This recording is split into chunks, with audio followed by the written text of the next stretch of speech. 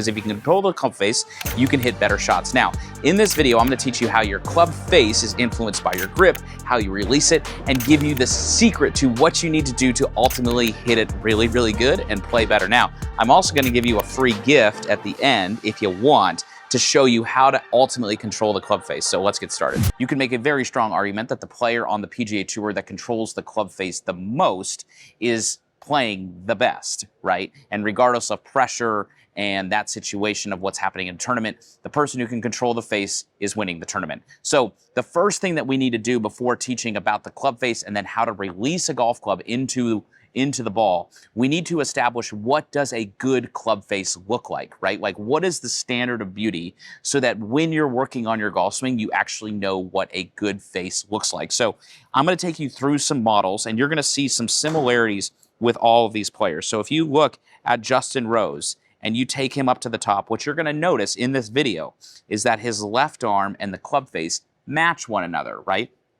And it's not just Justin Rose, right? Like if you look at Colin Morikawa and you take him up to the top, you're going to once again see that his club face matches his left arm. If you go to like Adam Hadwin and you take him up to the top, his left arm and the club face match one another. If you go to, who would be next? Max Homa, same thing. So it's a consistent thing with all great tour players, from Tiger Woods to Rory McIlroy, Justin Rose, and then these guys, is that the left arm, the lead arm, and the club face match each other at the top. Now, what you would find that's a little bit different is what their wrist positions would be like at the top to make that club face square, and that is relative to the grip that they have on, like their grip that they have on the club. So I want to talk a little bit now about how your grip can influence the club face and how that all then cycles back down to how you go about actually releasing the golf club. Okay, so what I have right here, this is called the Impact Station. It was actually created by my mentor and one of my best friends in the world, Mike Bender. And it's amazing because it actually shows you what impact should feel like. So I'm going to go through this demonstration talking about the release and how the different grips that you have will impact the release that you deliver onto the ball. So first and foremost, let's go with the weak grip. So the weak grip, if just to remind you, is the hands are kind of turned towards the target. All the V's, I'm going to be very dramatic just for the sake of demonstration. The V's are kind of going towards our left shoulder. And this would be like, let's say you're Colin Morikawa, whose lead wrist is really, really bowed to make that face square, right? So now as I set up and I go up to the top with that weak grip and my wrist is really, really bowed, like this is as much as I can possibly do it, right?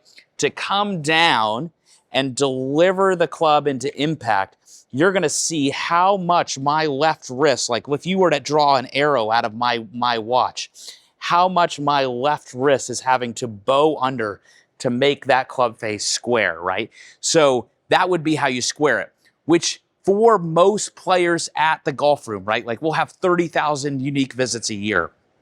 We have over 50,000 people online taking lessons.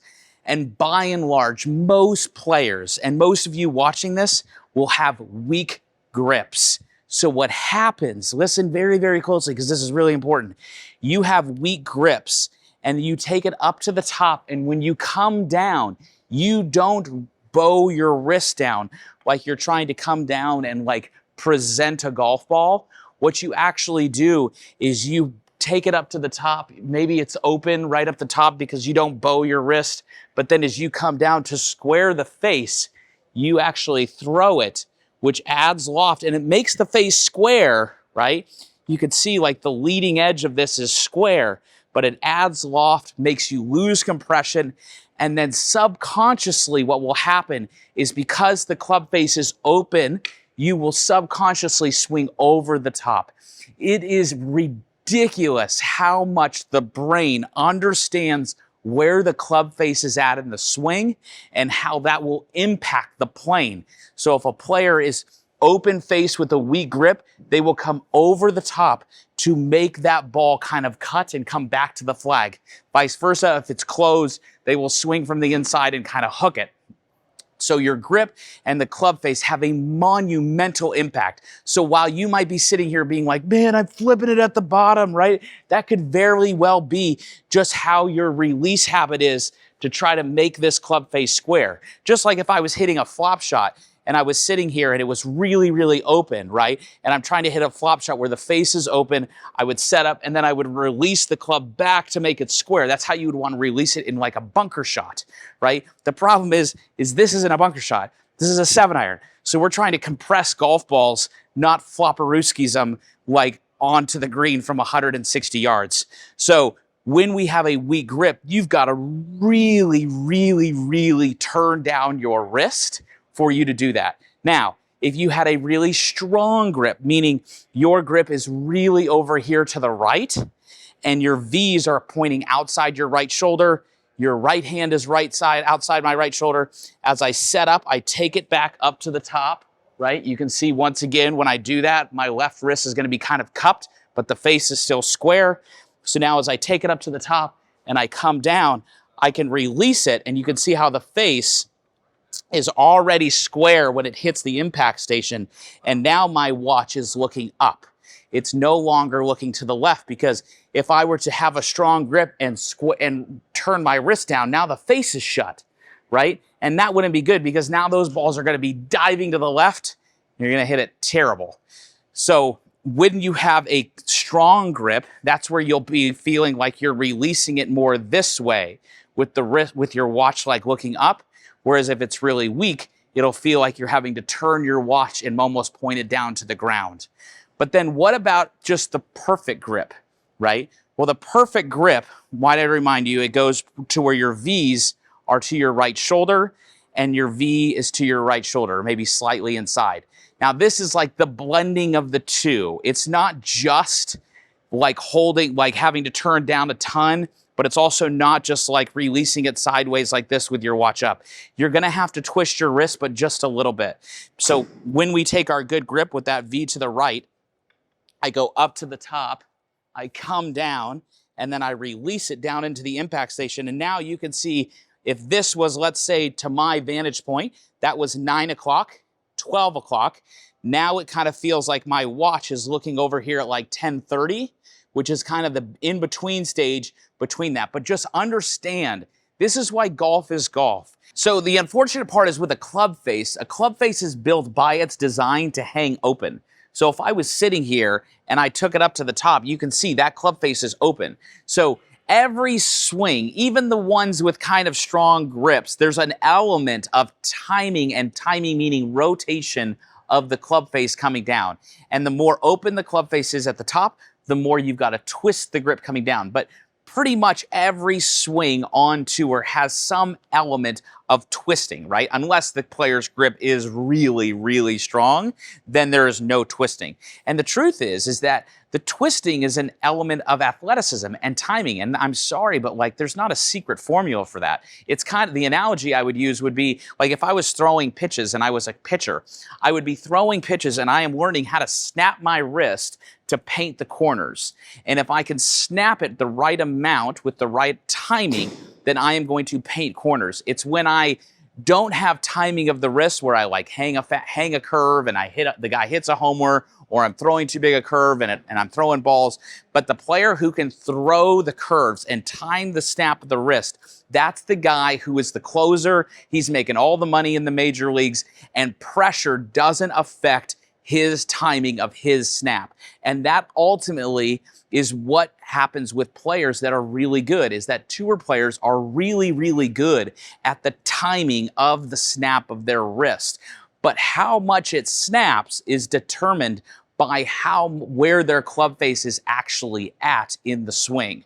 Where their club face is at the swing, and based upon what their grip is in their swing. But with that, right, I want to give you a way so that you can actually practice this, so that you can know whether or not your face is too weak, too strong, and how you can actually practice it so that you can actually be in control of your ball flight and therefore lower your scores. Okay, so hopefully if you know anything about me by now, you know that I don't want to just tell you information on how to get better, but I want to actually show you ways that when you're practicing, you're actually practicing and you know you're doing it right. Now, How we are going to do that is this product. This is called the Stock Shot Setter. Now you're probably like, okay, he's just trying to sell me something. No, I'm not, because it's actually free. And this puppy is going to tell us exactly what your club face is, so that when you're practicing, you're actually practicing your face. Okay, so I'm putting this on, and I'm going to put this on 2 inches above the bottom of the grip. Right? Most times players will put it down here. We're going to put it 2 inches above the bottom of the grip, and you're going to see that I'm going to have this centered right in the middle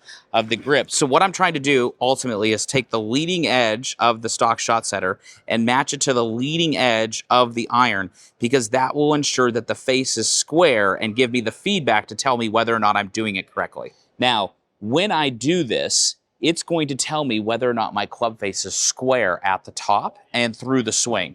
So now, if I were to take a weak grip, right, with the hands to the left, you can see for me to make this thing go into my lead wrist, I have to really, really bow my wrist, and now the club face is matching my left arm. Vice versa, if I made it really, really strong, and I have it over here, to make my face square, I have to now have my left wrist cupped. So what your wrist angles are doing at the top of your swing and through your swing, and if they're bowing down, and all of that stuff is all dependent upon your grip. And there is this massive, massive movement of teachers online everywhere which are talking about these bowed wrists. And I go, man, that is only good if you have a really weak grip. And if you don't have a weak grip, that is literally a terrible piece of advice. You will hit it so bad, which is why everyone's swing is independent to what it is that you need to do. But now when I'm setting up and I'm hitting balls, right, I know that if I set up and I take it back and it goes into my lead wrist, and then when I swing through, it goes back into my lead forearm, now I know that my swing has symmetry, and I'm ultimately controlling the face so that I can hit stock shots just like this. So this is a trainer that's actually going to make you feel what is real, so that you know that you're doing it. Because if you take it back and you miss it, you're going to know that it's wrong. And it's also going to work on the amount of hinge that you have, which is another video coming down the line. But ultimately, if you can control the club face, you can control the golf ball.